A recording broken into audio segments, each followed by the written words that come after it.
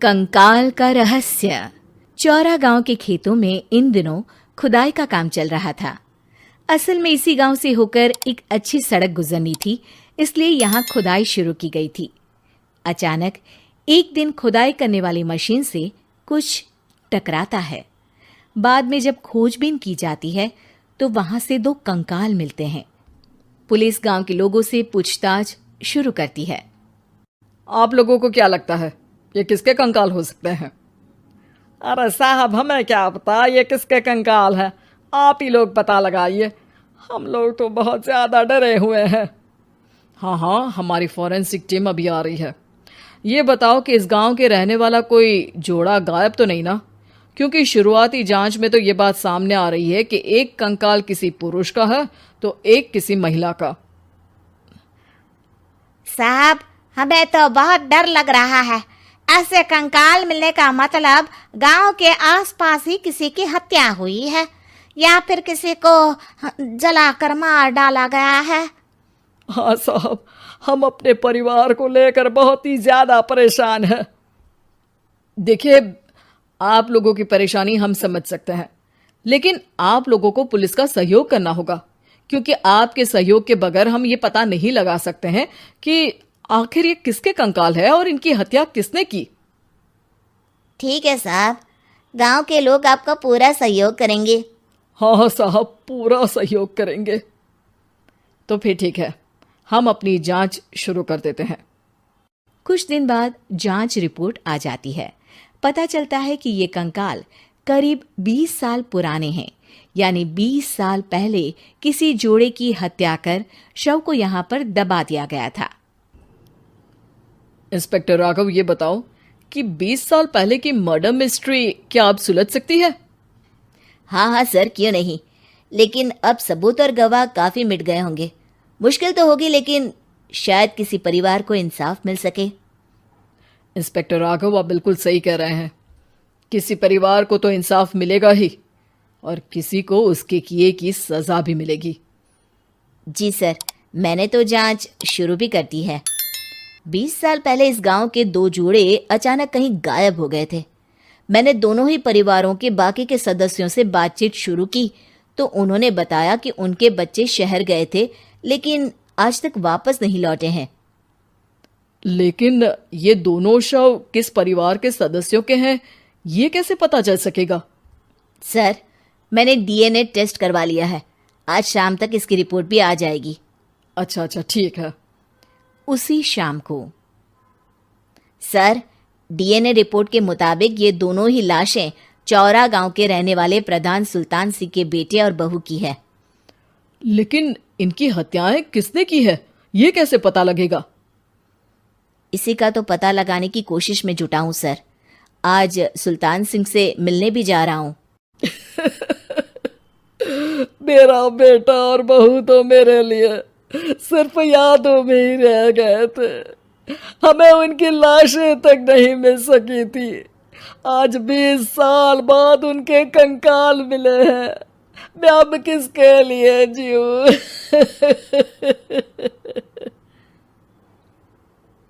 लेकिन सर, क्या आपकी किसी से कोई दुश्मनी थी? अपने बेटे बहू की हत्या के लिए आप किसे जिम्मेदार मान रहे हैं? अब मैं किसका नाम बोलूं? मेरी तो किसी से दुश्मनी नहीं थी, बस मेरे बेटे बहू को कोई वापस ला पाता।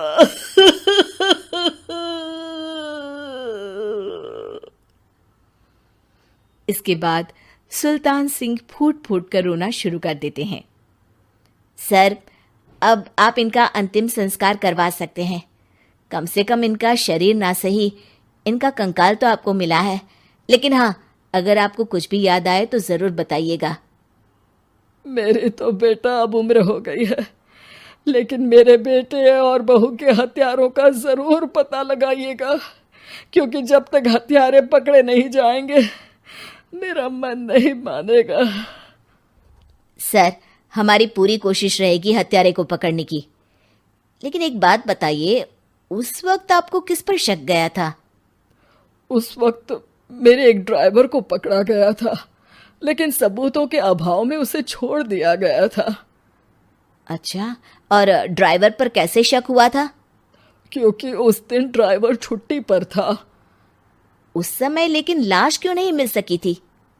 उस वक्त पुलिस ने बहुत कोशिश की थी, लेकिन दोनों की डेड बॉडी नहीं मिल सकी थी।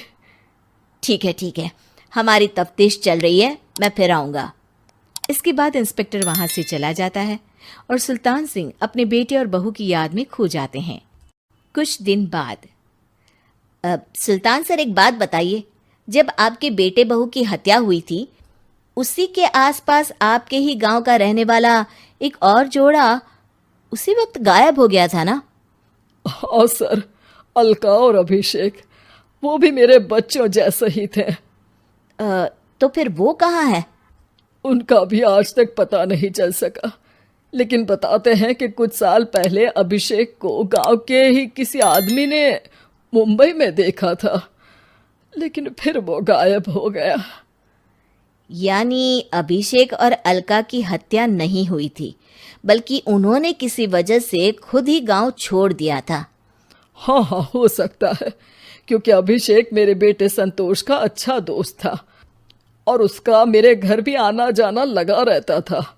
हो सकता है कि उसने मेरे बेटे और बहू के बारे में सुन लिया हो और ये गांव छोड़ दिया हो सकता है। उनके परिवार का कोई अब नहीं रहता क्या इस गांव में? अब तो कोई नहीं रहता। एक चाचा थे, लेकिन उन्होंने भी अपना पुश्तैनी मकान बेच दिया है। वो भी अब कहीं शहर में ही बस गए हैं। ओह, अभिषेक और अलका के बारे में भी पता लगाना होगा। हो सकता है कि वही इस हत्या के बारे में कुछ बता सके। हो तो सकता है, लेकिन वो बेचारे तो खुद ही वक्त के मारे थे, वो क्या बताएंगे। फिर भी सर, जब केस दोबारा खुला है तो जांच तो करनी ही पड़ेगी, और इस बार तो लाशें भी बरामद हुई है। कुछ दिन तक लगातार तफ्तीश चलती रही। एक दिन थाने से सुल्तान सिंह को फोन आता है। हाँ, कौन बोल रहा है? सर, मैं कांस्टेबल तुलाराम बोल रहा हूँ थाने से। आपको थाने आना पड़ेगा। थाने? लेकिन क्यों? सर, किसी की पहचान करवानी है। अच्छा ठीक है, मैं दोपहर तक पहुंचता हूँ। सुल्तान सिंह दोपहर में थाने पहुंचता है। कई पुलिस के अधिकारी वहां मौजूद रहते हैं। सर, आपके बेटे की हत्या का रहस्य आज शायद सुलझ जाए। अच्छा इंस्पेक्टर राघव, पर वो कैसे? सर, उस आदमी को देखिए, क्या वही अभिषेक है? सुल्तान सिंह की आंखों में हैरानी से आंसू आ जाते हैं। हाँ सर, यही अभिषेक है। ये आपको कहाँ से मिला? सिर्फ अभिषेक ही नहीं, बल्कि इसकी पत्नी अलका भी इसके साथ है। मैडम, जरा अभिषेक की पत्नी को लाइए। जैसे ही अलका को पेश किया जाता है, सुल्तान सिंह जमीन पर गिर जाते हैं। सुल्तान सर, क्या हुआ आपको? आप अलका को देखकर गिर क्यों गए? सुल्तान सिंह सर पकड़कर बैठ जाते हैं। ये अलका नहीं, बल्कि ये तो मेरी बहू रितु है। पूरा थाना एक दूसरे का मुंह देखने लगता है। क्या? इसके बाद हर किसी को दो कंकाल और हत्या का रहस्य समझ में आ गया। अभिषेक और रितु ने मिलकर संतोष और अलका की हत्या की थी और लाश को जमीन के नीचे दबा दिया था। आज 20 साल बाद इस हत्या का रहस्य खुल सका था कि अवैध प्रेम संबंध में 2 मासूमों की जान गई थी।